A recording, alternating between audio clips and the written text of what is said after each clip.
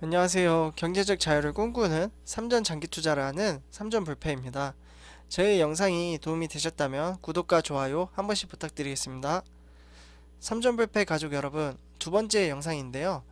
제가 첫 번째 영상에서 디램 가격이 상승으로 인해서 슈퍼사이클에 대한 기대감에 대해서 영상을 올려드렸는데, 제가 계속 디램 관련해서 계속 이야기를 하는 이유는 삼성전자의 차후 4차 산업에 이바지하는 데 있어서 매우 중요한 사업이기 때문입니다. 그래서 이렇게 디램 파운드리 산업 관련해서 계속 이야기를 하고 있는데요. 파운드리 산업이 잘 돼야 삼성전자의 주가가 상승을 하고, 주가의 상승으로 인해서 개인 투자자분들의 수익이 발생하게 된다면 경제적 자유를 얻기 위해 한 걸음씩 다가갈 수 있다라고 이제 생각이 들기 때문인데요. 앞전 영상에서 디램 가격이 상승을 하고 있음으로써 슈퍼사이클에 대한 기대감을 말씀드린 것보다 조금 더 이제 세부적으로 들어가서 삼성전자 극자외선 활용 미세 공정, 요거 관련해서 이야기를 하면서 이제 파운드리 시황에 대한 삼성전자에 준비된 상황에 대해서 한번 말씀을 드리도록 하겠습니다. 그러면 시작하도록 하겠습니다.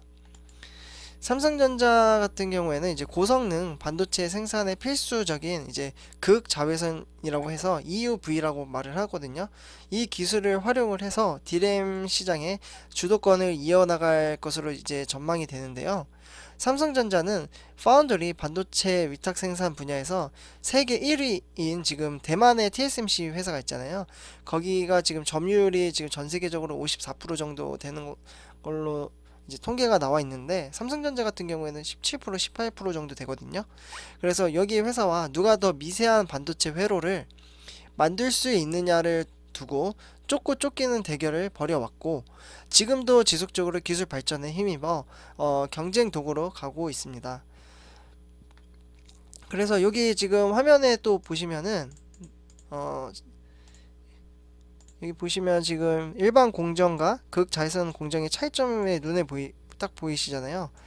여기 보면 약간 흑백 컬러로 보이는데, 요것을 이제 극자외선을 사용을 해서 공정을 하게 되면 조금 더 이제 세련되게 미세하고 공정되게 이제 회로를 이제 구축을 할 수 있다라는 이제 사진을 볼 수 있고요. 그래서 삼성전자에 따르면 올해 생산을 시작하는 4세대 10나노, 4세대 10나노예요. 10나노, 7나노, 뭐 4나노, 3나노 뭐 이렇게 있으면 나노가 낮을수록 미세하게 이제 회로를 그리는 거거든요. 혹시 컴퓨터 메모리 같은 거 있잖아요. 그런 회로를 이제 미세하게 이제 그리는 건데, 제가 알기로는 3나노, 2나노는 사람의 눈으로도 거의 보기 힘들다라고 제가 알고 있어요. 그래서 지금 일단은 4세대 10나노 급의 이제 디램 경쟁사들의 동급 제품보다 성능과 가격 경쟁에서 우위에 설 것으로 일단 예상이 되는 것으로 이제 보고 있는데요. 예, 그래서 이제 미세 공정은 1나노당 10억 분의 1m, 10억 분의 1m입니다. 그래서 삼성전자는 4세대 10나노를 초반대 회로 폭을 구현해서 현존하는 디램 가운데 가장 미세한 회로를 갖출 예정에 있습니다. 그리고 반도체 회로가 가늘어질수록 전력 효율이 높아지거든요. 그러니까 반도체 회로가 이게 좀 가늘은 거예요. 가늘면 이제 효율이 높아지고, 4세대 10나노급 디램은 이전 세대 제품과 비교할 때 큰 폭의 성능 개선을 보여줄 수가 있습니다. 다만 4세대 10나노급의 이제 디램의 생산 시점만 놓고 보면 삼성전자가 다른 기업과 이제 비교해 봤을 때 앞서다고 말할 수는 없어요. 왜냐하면 또 미국이 있거든요. 미국의 마이크론 반도체 회사죠. 미국의 마이크론 반도체 업계가 최초로 4세대 10나노급 디램 제품을 대량 출하했다라고 이제 발표를 했습니다. 이렇게 되면서 마이크론은 이제 이 제품이 이전 공정과 비교해 메모리 밀도가 40% 이제 향상이 되었다고 하는데요. 그래서 세계 디램 점유율이 지금 현재 1위가 삼성전자고 3위가 마이크론의 이제 기술에 따라잡힌 게 아닌가라는 생각이 들 수도 있는데요. 그러나 현재 삼성전자 마이크론의 이제 D램은 극자외선 기술의 활용도 측면에서는 분명히 차이가 있습니다. 삼성전자는 극자외선 기술을 활용할 때, 네, 그러니까 이제 극자외선 기술을 활용할 때 이제 4세대 10나노급 D램 양산을 추진하고 있고요. 반면에 마이크론, 미국의 마이크론이라는 회사는 아직 반도체 생산에서는 사용할 만큼 극자외선 기술을 발전시키지는 못하고 있습니다. 실제로 마이크론은 이번 4세대 10나노급 D램 출하를 알리면서 우리는 여러 복잡한 이유로 아직 극자외선을 도입하기에는 적당한 시기가 아니라고 본다라고 이제 말을 했습니다. 그러면서 극자외선의 시대는 오겠지만 마이크론의 4세대 10나노급 공정을 위한 솔루션은 아니다라고 발표를 했거든요. 그러니까 벌써 여기서부터 차이가 나는 거예요. 삼성전자는 극자외선을 사용한 공정을 사용하고 있고, 여기 지금 화면에 보이시다시피 마이크론은 왼쪽에 있는 거 사용한다라고 보시면 될 것 같습니다. 네, 그래서 극자외선 기술의 반도체 회로를, 네, 요 부분에 있어서 일단은 한번 정리를 하는데, 네, 노광 공정의 기존 강원보다 파장이 짧은 극자외선을 활용한 더 미세한 회로를 만드는 방식인데요. 이것은 이제 불화 아르곤, 레이저 등 이제 기존 광원을 이용했을 때 반도체 회로가 미세해질수록 회로를 한 번에 새기기가 어려워서 노광 공정을 많이 반복을 해야 됩니다. 자연히 이렇게 하게 되다 보면은 생산 비용이 늘고 수율이 낮아질 수밖에 없습니다. 일단 얘기가 길었기 때문에 한번 정리를 하고 가자면, 고성능 반도체, 네, 화면을 보시면 고성능 반도체 생산에 필수적인 극자외선 EUV 이제 기술을 활용해 D램 시장을 이제 주도를 하려고 삼성전자가 준비를 하고 있고요. 삼성전자는 4세대 10나노 D램의 경쟁력에서 우위를 가지고 있습니다. 그래서 왼쪽에 사진에 있는 활용의 공정의 차이를 봤을 때 오른쪽이 이제 삼성전자고, 그리고 마이크론이라는 미국의 이제 마이크론이라는 회사가 이제 공정 기술의 40% 이제 따라오긴 했지만 아직은 이제 이제 용도가 달라서, 네, 왼쪽에 있는 게 마이크론이라고 보시면 될 것 같고요. 그래서, 네, 그 다음에 이제 불아르곤 레이저를 이용해 세밀한 미세 공정이 제작이 가능하다라는 것까지 일단 얘기를 했습니다. 네, 그래서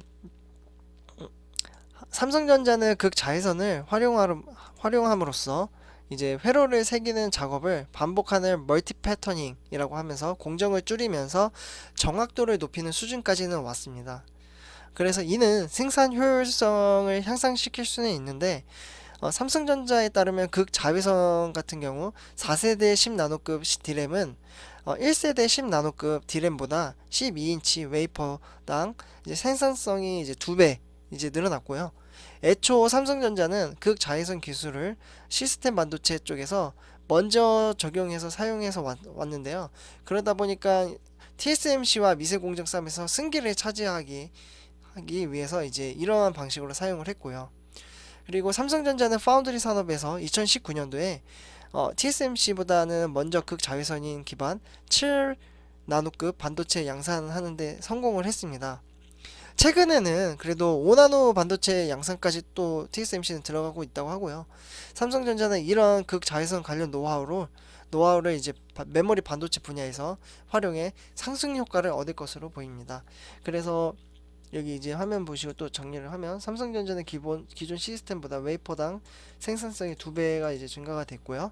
그럼으로써 이제 생산성에 대한 효율성이 더 활발해졌다라는 부분 말씀을 드리고요. 이러한 기술을 통해서 극자외선 기술로 TSMC와 경쟁해서 우위를 앞서고 점유율 2030년도까지죠.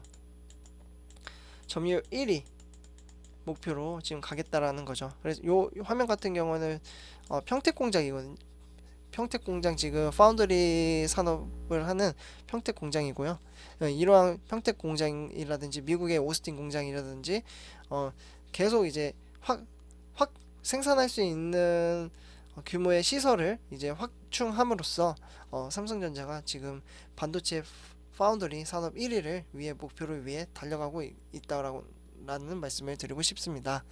네, 이전 영상에서는 계속 이제 D램 가격의 상승으로 이처럼 삼성전자의 사업에 대한 미래의 가치가 지속적으로 상승하는 소식들이 많이 들려오고 있는데요. 어제 같은 경우 사실 삼성전자 회사의 주가가 하락을 하였지만 제가 계속 찾아봤어요. 삼성전자 회사의 사업가 시황을 봤을 때 큰 악재는 없었거든요. 그러면 결국은 외부적인 요인에 대해서 이제 삼성전자의 주가에 타격을 받았고, 사실 삼성전자만 타격을 받은 건 아니죠.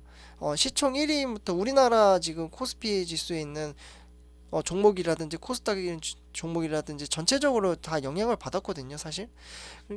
그 요인은 사실 미국의 외부적인 요인 작용으로 이제 하락을 했다라고 볼 수 있는데, 뭐 예를 들면 게임스타 공매도 관련된 이슈라든지 아니면 헤지펀드 뭐 관련이라든지 뭐 이러한 이슈로 지금 우리 아시아 경제에 영향이 받았다라고 저는 개인적으로 보고 있고요. 기업의 악재로 인해서 하락을 했다라기보다는 지금 삼성전자 전망이 좋은 것들이 많고 사업적으로 지금 시도를 해서 대박을 칠 수 있는 부분들이 많기 때문에 개인적으로는 아직은 삼성전자 회사의 이슈가 없기 때문에 하락에 대해서 두렵거나 하실 필요는 없고요. 주가가 하락을 하면 저 같은 경우에는 주식수를 모아간다라는 생각으로 더 추가 매수를 하려고 하고 있습니다. 이럴 때 사실 쓰는 거예요. 30% 제가 현금 확보를 하라고 하셨잖아요. 그때 이제 30%의 있는 비용을 이제 하락할 때 사용을 하고 다시 상승을 하잖아요. 근데 이제 매달 또 월급을 받거나 뭐 일을 해서 이제 월급을 받으면 다시 30%를 만들어 놓으면서 조금씩 이제 다시 투자를 하는 거죠. 저 같은 경우에는 그런 식으로 일단 투자를 하고 있고요. 어제 영상에서도 말씀드렸다시피 주식시장의 주가는 유동적이라서 상승과 하락을 반복하고 있습니다. 지금 주가의 하락세로서 해서 이제 마냥 떨어지진 않고 또다시 탄력을 받으면 상승이 될 거예요. 지금은 삼성전자나 삼성전자우 두 종목 외국인이 이제 순매도를 지속적으로 계속하고 있잖아요. 이렇게 매도를 한 것을 개인이 받아내고 있는데 결국 이것을 버티는 사람이 나중에 승리자가 되는 게 아닐까라는 생각이 돼요. 외국인도 마냥 계속 팔지는 않을 거거든요. 그동안 우리 개인 투자자분들이 저를 포함해서 주식수를 모아간다라는 생각으로 계속 모아가고 있을 때 분명 외국인이 다시 들어오게 된다면 그때 아마 주가의 상승이 체감이 느낄 거고 수익 면에서도 주식수를 그동안 모아놨다면 이제 그때 살 걸 분명히 이런 얘기 나오시는 분들도 계실 거예요. 주가가 하락했다라고 해서 매도를 하시는 분들도 계실 텐데 계속 주식수를 모아가면 분명히 좋은 게 있지 좋은 이제 혜택을 받지 않을까라는 생각을 개인적으로 해봅니다. 이번 영상은 여기까지 하도록 하고요. 제 영상이 도움이 되셨다면 구독과 좋아요 한 번씩 부탁드리겠습니다. 감사합니다.